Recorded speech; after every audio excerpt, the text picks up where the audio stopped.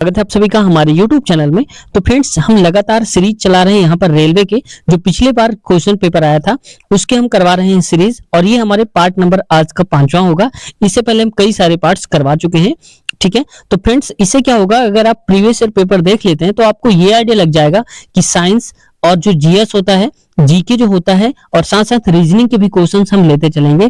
तो किस टाइप के क्वेश्चन पूछे जाते हैं, उनका लेवल क्या रहता है, इससे आपको बहुत कुछ आइडिया लगने वाला है। और उसके साथ साथ अगर कोई करंट अफेयर का क्वेश्चन आता है तो उसका न्यू अपडेट करके भी हम बताएंगे। अगर 2000 मान लो कि 19 का कोई चीज पूछा था तो 2024 में क्या होगा, ऐसे हम करके बताएंगे। तो इससे आपके कई सारे क्वेश्चन तैयार हो जाएंगे। अगर ये कंप्लीट वीडियो शुरू से लेकर के अंत तक आप देख लेते हैं तो बहुत कुछ सीखने को मिलेगा। आप लास्ट में जरूर आप एक बार बताना कि सीखने को मिला है या फिर नहीं मिला है। तो फ्रेंड्स, शुरुआत करते हैं आज की इस वीडियो की। जो चैनल पर नए हैं तो आपसे रिक्वेस्ट है चैनल को सब्सक्राइब कर लें और बेल आइकन दबाकर हमारे चैनल से जुड़ जाएं। फ्रेंड्स, हम सारे क्वेश्चन कराएंगे, चाहे वो NTPC, railway, NTPC, group D, ALP के सारे जो प्रीवियस ईयर हुए हैं रियल क्वेश्चन पेपर हम कराएंगे। आगे देखते हैं पहला क्वेश्चन। देखो इसमें क्या बोला जा रहा है। इस क्वेश्चन में इसमें से कहा जा रहा है क्वेश्चन में प्रोटीन संश्लेषण में क्षार इवेंट में से एक डैश का निर्माण होता है। किसका निर्माण, प्रोटीन संश्लेषण की बात हो रही है तो इसमें इवेंट का निर्माण होता है एमआरएनए। ऑप्शन तीसरा राइट आंसर हो जाएगा। केवल आरएनए नहीं बोलेंगे, एमआरएनए होता है, इसका सही आंसर हो जाएगा। अगला क्वेश्चन है, इसमें कहा जा रहा है शक्ति को किस रूप में व्याख्यायित किया जाता है, यानी कि शक्ति को हम किस रूप में जानते हैं। तो शक्ति को सबसे पहले अगर आपको फार्मूला पता है तो आप कर ले जाएंगे। जैसे देखो P इक्वल होता है W अपान में T। अब देखो W क्या होता है, ये कार्य होता है, और नीचे क्या होता है, समय होता है। समय मतलब कि दर होता है। तो कार्य करने की दर को हम क्या बोल देते हैं, शक्ति बोलते हैं। तो यही देखो शक्ति पूछा है तो कार्य करने की दर अथवा ऊर्जा स्थानांतरण की दर को हम शक्ति बोल देते हैं। तो ऑप्शन नंबर हमारा सेकंड राइट आंसर हो जाएगा। अगला क्वेश्चन देखो, यहाँ पर कह रहा है विश्व बैंक का मुख्यालय किस देश में स्थित है। तो ये विश्व बैंक जो है, वर्ल्ड बैंक का जो हेड ऑफिस है वो कहाँ पर है, ये है यूएसए में। और अगर ये पूछ लिया जाए कौन से शहर में, तो ये हो जाएगा वाशिंगटन। ठीक है, आपको याद रखना है वाशिंगटन डीसी, तो यूएसए में है, यूनाइटेड स्टेट्स ऑफ अमीरात। तो यहाँ पर हो जाएगा अमेरिका, तो वाशिंगटन में है, याद रखना है। आगे आते हैं नेक्स्ट क्वेश्चन में। अगला क्वेश्चन है निम्नलिखित में से कौन सा एक सरल स्थायी ऊतक नहीं है।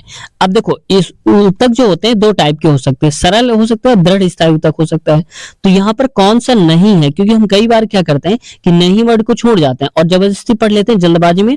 निम्नलिखित में से कौन सा एक सरल स्थायी ऊतक है और हम तुरंत ही आंसर कर देते हैं और गलत हो जाता है। तो यहाँ पर नहीं है ये पूछा है, तो कौन सा नहीं इनमें से, ये है जाइलम। तो देखो जाइलम भी होता है, दृढ़ स्थायी ऊतक में आता है, ये सरल स्थायी ऊतक का प्रकार नहीं है। और एक आता है फ्लोएम भी आता है, याद रखना है आपको, जाइलम, फ्लोएम, ये दोनों ही क्या होते हैं, दृढ़ स्थायी ऊतक होते हैं। तो यहाँ पर इसका हो जाएगा ये। बाकी सारे जो कोलेनकाइमा, कैबियम और शीर्षस्थ विभजोतक, ये सारे सरल ऊतक के प्रकार में आते हैं।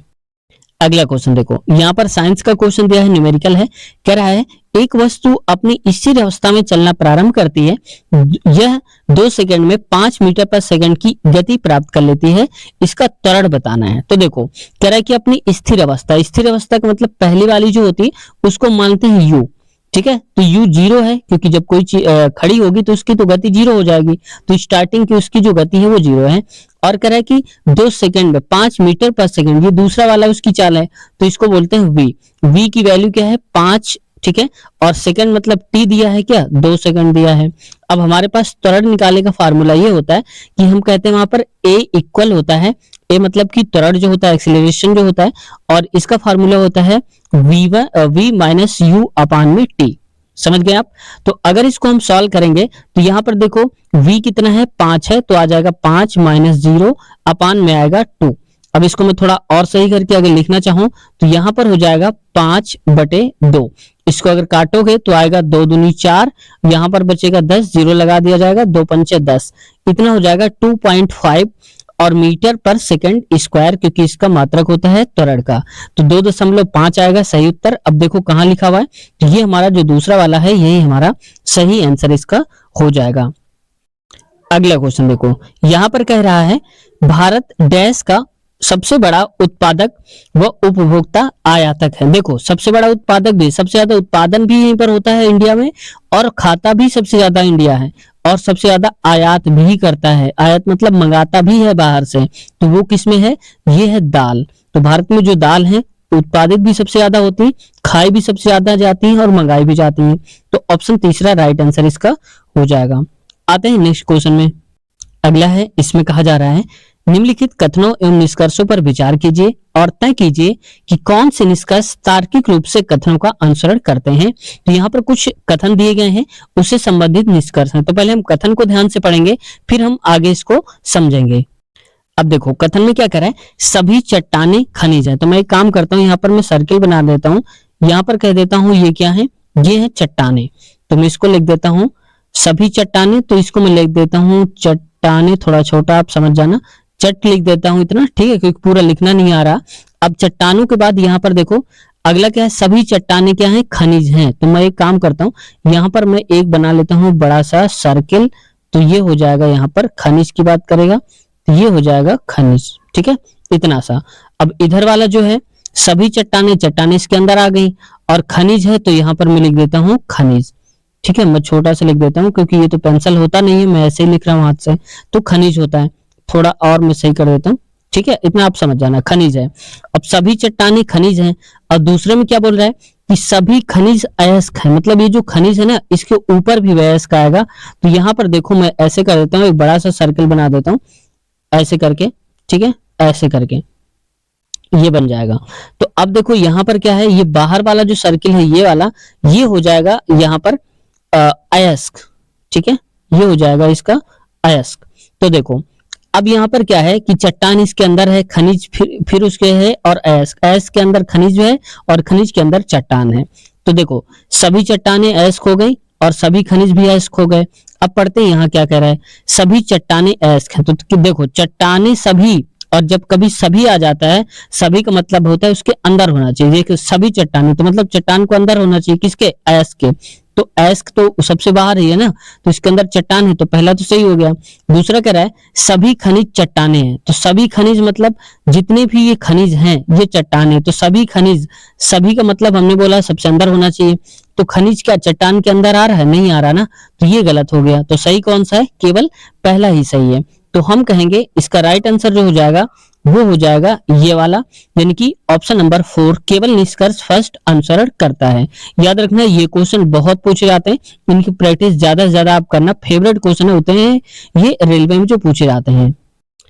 अगला क्वेश्चन देखो, कह रहा है जब एक धातु पानी के साथ अभिक्रिया करती है तो कौन सी गैस निकलती है, यानी कि धातु की क्रिया पानी से कराते हैं तो कौन सी गैस निकलती है। तो यहाँ पर सबसे पहले करके दिखा देता हूँ। मान लो हमने कोई धातु ले लिया सोडियम, मैं लिख देता हूँ इसको Na, ठीक है। अब उसके साथ क्रिया कराना है पानी, और पानी का मतलब होता है H2O, समझ गए आप। अब इसकी क्रिया अगर हम कराएंगे तो क्या बनेगा, यहाँ पर नीचे बनेगा, मैं इसको नीचे लिख देता हूँ जो भी बनने वाला है, ये आप एरो समझ जाना, इसके बाद ये लिखा हुआ है। इनकी क्रिया कराएंगे तो हमारे पास जो बनेगा ये बनेगा NaOH, यानी कि सोडियम हाइड्रोक्साइड, प्लस बनेगा यहाँ पर जो हमारे पास गैस बनेगी वो बनेगी H2, ठीक है। ये गैस है इसलिए मैं ऊपर की तरफ कर देता हूँ ताकि ये हल्की होती ऊपर उड़ेगी। ये एरो का निशान आप समझ जाना, ये गैस को दर्शाता है। तो देखो ये धातु लिया हमने, ये पानी लिया, तो यहाँ पर क्या हुआ, सोडियम हाइड्रोक्साइड बन गया और कौन सी गैस निकली, हाइड्रोजन गैस निकली। तो यहाँ से आपको बता देना है इसका सही आंसर क्या हो जाएगा। तो इसका राइट आंसर हो जाएगा ऑप्शन 4, हाइड्रोजन गैस। तो आपकी बार से याद रखना है, धातु की क्रिया अगर पानी से कराएंगे तो हमेशा क्या होगा, हाइड्रोजन गैस निकलेगी, याद रखना है। अगला क्वेश्चन देखो, इसमें कहा जा रहा है भारत का प्रथम वायसराय कौन था। तो पहला वायसराय कौन था भारत का, ये लॉर्ड कैनिंग है। तो ऑप्शन नंबर ए राइट हो जाएगा। ये याद रखना क्योंकि फेवरेट क्वेश्चन में आता है ये कि प्रथम वायसराय कौन था, तो लॉर्ड कैनिंग था।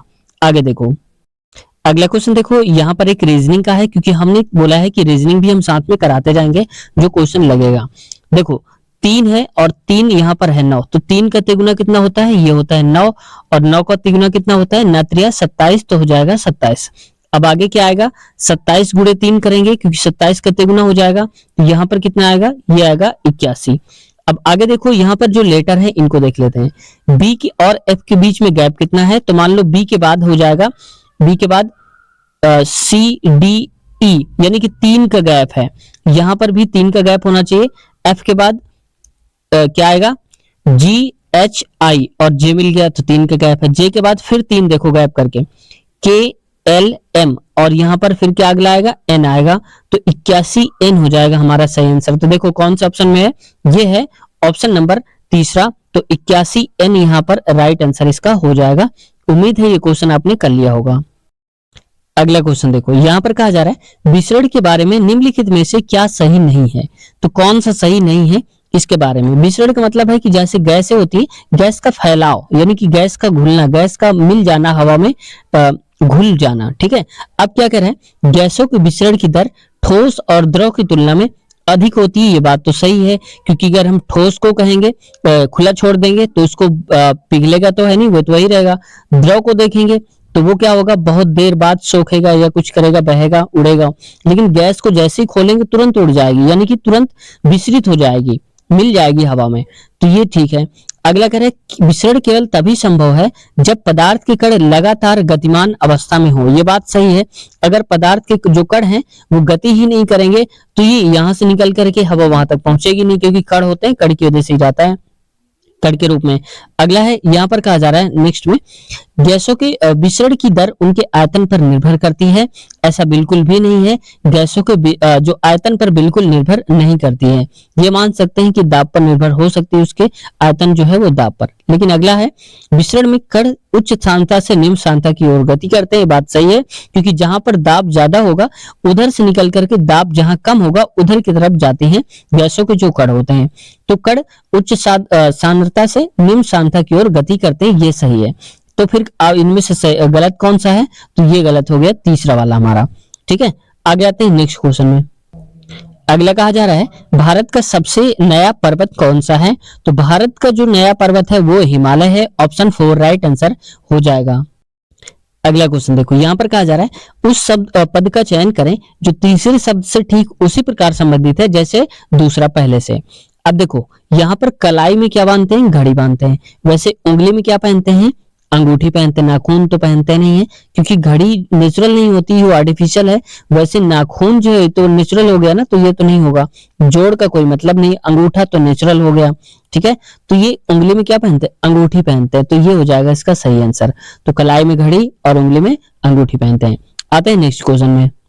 देखो अगले क्वेश्चन में कहा जा रहा है जिन पदार्थों की गंध अम्लीय या क्षारीय माध्यम में बदल जाती है उन्हें डैश कहते हैं। यानी कि कौन से पदार्थ हैं जिनकी गंध या तो अम्लीय में हो जाएगी या क्षारीय में, उन पदार्थों को हम क्या बोलते हैं, उनको बोलते हैं घ्राण यानी कि ऑल्फैक्टरी सूचक, जो कि कुछ पद भी बता देते हैं, यानी कि अम्लीय को भी बता देंगे और क्षारीय को बता देंगे, दोनों का काम करते हैं। तो ऑल्फैक्टरी होता है, ऑप्शन बी राइट आंसर हो जाएगा। अगला क्वेश्चन है, यहाँ पर कहा जा रहा है अणु शब्द किसने प्रतिपादित किया था, यानी कि अणु की खोज किसने करी थी, या इसको बनाया किसने था। ठीक है, खोज करी थी अणु की, तो अणु की खोज डेमोक्रिस्ट ने करा था, ऑप्शन तीसरा राइट आंसर हो जाएगा। क्योंकि कई बार ये क्वेश्चन जो हम छोटे समझकर छोड़ देते हैं यही हमें नंबर से बाहर कर देते हैं। तो अणु शब्द की खोज किसने करी थी, तो ये हो जाएगा डेमोक्रिस्ट ने। अगला क्वेश्चन देखो, इसमें कह रहा है नीचे दी गई श्रृंखला का अगला पद ज्ञात कीजिए। तो अगला पद कौन सा है, इसको ज्ञात करना है। तो देखो 33 से 38 हो गया तो कितना बढ़ाया गया होगा, 5 बढ़ाया गया होगा। और 38 से हो गया है 48 तो कितना बढ़ाया गया, 10 बढ़ाया गया, यानी कि 5 बढ़ाया गया फिर 10 बढ़ाया गया। अब 48 से 53 में कितना बढ़ाया गया, 5, तो इसका मतलब 5 10 5 और इसके आगे भी 10 बढ़ाया जाएगा। तो 53 में 10 करेंगे तो कितना आएगा, 63 आएगा। तो ये चौथा नंबर राइट आंसर हमारा हो जाएगा। ठीक है, आगे देखते हैं नेक्स्ट क्वेश्चन। अगला क्वेश्चन देखो, इसमें कहा जा रहा है टंगस्टन का गलनांक है डैश। तो ये देखो पिछले वाले पार्ट में हमने बताया था कि जो टंगस्टन होता है इसका गलनांक बहुत हाई होता है, और ये कितना होता है 3380 डिग्री सेल्सियस। तो ऑप्शन नंबर तीसरा राइट आंसर हो जाएगा। आगे आते हैं नेक्स्ट क्वेश्चन में।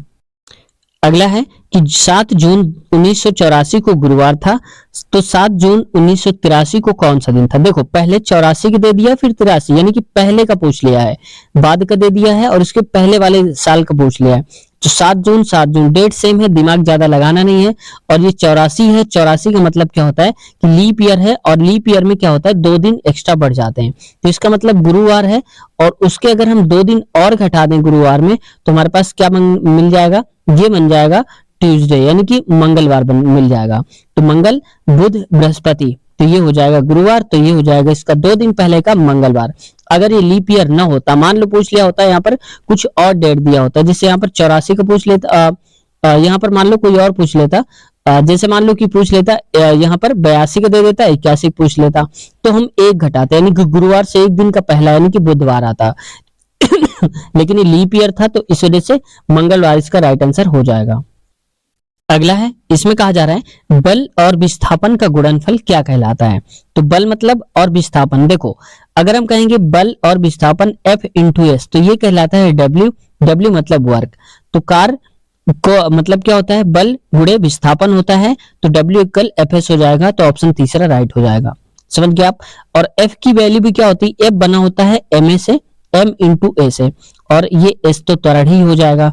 तो ये कई बार ऐसे क्वेश्चन भी पूछ ले जाते हैं, वर्क दे देगा और मान लो कि काम दे दिया, मास यानी कि द्रव्यमान दे दिया, टाइम दे दिया, विस्थापन दे देगा और त्वरण पूछ लेगा, तो ऐसे फार्मूला लगाना है। तो W इक्वल होता है F इंटू एस, तो यही पर पूछा हुआ है कि F इंटू एस को हम क्या बोलते हैं, गुणनफल को, तो कार्य हो जाएगा। अगला क्वेश्चन, अगला क्वेश्चन कहा जा रहा है दक्षिण एशियाई खेल परिषद यानी कि SACS का गठन वर्ष में हुआ था। तो दक्षिण एशियाई खेल का जो गठन है वो हुआ था 1983, ऑप्शन नंबर तीसरा राइट आंसर हो जाएगा। अगला क्वेश्चन देखो, ICICI बैंक के वर्तमान CEO कौन है। तो देखो उस हिसाब से जो पूछा गया था पिछला पेपर, तो उसमें चंद्रा कोचर है। मैं आपको बता देता हूं 2024 के अनुसार इसके जो CEO हैं वो कौन है, तो ये हो जाएंगे संदीप बख्शी। आपको याद रखना है, मैं लिख देता हूं संदीप और बख्शी, ठीक है, और यहाँ पर याद रखना संदीप बख्शी जो है इस वक्त CEO हैं और MD भी हैं, कहाँ के, ICICI बैंक के 2024 के अनुसार, याद रखना है। अगला क्वेश्चन देखो, इसमें कह रहा है निम्नलिखित धातुओं में से कौन सी कक्षीय तापमान पर द्रव अवस्था में होती है। तो द्रव अवस्था में कौन सी धातु होती है, कच्ची अवस्था का मतलब होता है रूम टेम्परेचर, यानी कि कमरे के ताप के बराबर कौन सी टेम्परेचर में रखने पर जो धातु है द्रव में होती है, तो ये होती है पारा। पारा को हम बोलते हैं यहाँ पर Hg के नाम से जानते हैं। और इसका परमाणु क्रमांक कितना होता है, ये होता है 80, ये भी आपको याद रखना है, 80 परमाणु क्रमांक होता है, Hg होता है। अब देखो यहाँ पर जो ब्रोमीन होती है ये भी तरल अवस्था में ही होती है रूम टेम्परेचर में, लेकिन ये धातु की बात कर रहा है, जबकि अगर अधातु पूछे जाए तो यहाँ पर मैं लिख देता हूँ अधातु। तो अगर अधातु पूछा जाए तो अधातु में आता ब्रोमीन, कब, रूम टेम्परेचर पर, ठीक है। धातु पे पूछा जाए तो पारा हो जाएगा। टंगस्टन तो आप जानते ही हैं, यहाँ पर तो होने वाला है नहीं, लेड सीसा ये भी नहीं होता है, तो रूम टेम्परेचर पे पूछा जा रहा है। अगला आते हैं नेक्स्ट क्वेश्चन में। अगला है, कहा जा रहा है इसमें भारत सरकार के आयकर विभाग द्वारा आय घोषणा योजना वर्ष डैश में शुरू की गई थी, यानी कि इनकम टैक्स जो है डिपार्टमेंट उसने लगाया था। आय घोषणा करने की शुरुआत कब हुई थी, 2016 से, जैसे ही जब GST लागू हुआ था, ठीक है। GST कब लागू हुआ था आपको कमेंट सेक्शन में बताना है, जिसे भी आता है तो देखेंगे, पिछले पार्ट में हमने बताया भी था इसमें GST के बारे में। तो फ्रेंड्स आज की वीडियो यहीं तक रखते हैं। अब इसके आगे वाले जो क्वेश्चंस आप देखेंगे वो हम नेक्स्ट पार्ट में लेंगे। तो अगर आपने पिछले वाले पार्ट्स नहीं देखे हैं तो इसी वीडियो के नीचे आपको लिंक मिल जाएगी डिस्क्रिप्शन में, आप वहां से देख सकते हैं आसानी से। और फ्रेंड्स इसमें हमने करवाया GS GK और रीजनिंग के क्वेश्चन। अब बच्चे हैं मैथ के, तो मैथ के क्वेश्चन को हम छोड़ेंगे नहीं, इनको हम करेंगे बोर्ड में जब सॉल्यूशन लेकर के आएंगे, तो वहां पर जो चलेगा स्पेशल वीडियो होगी मैथ की, तो सारे मिक्स क्वेश्चन जितने भी आए हैं अब तक वो हम करवाते जाएंगे मैथ की वीडियो, ठीक है। वो बोर्ड पे आएगी तो बोर्ड पे हम उसको सॉल्व कराएंगे, क्योंकि यहाँ पर उतना अच्छे से बन नहीं पाएगा, ठीक है। तो GS और GK हम चलाते रहेंगे, उसके साथ साथ इसके मैथ वाले क्वेश्चन जो मिसलिनियस हैं वो भी हम कराते रहेंगे। तो चैनल पे अब तक नए हैं तो चैनल को सब्सक्राइब कर लें और बेल आइकन दबाकर हमारे चैनल से जुड़ जाएं, जैसे ऐसे वीडियोस हम जब भी डालें तो आपके पास नोटिफिकेशन पहुंचे और आप आसानी से उनको देख पाएं।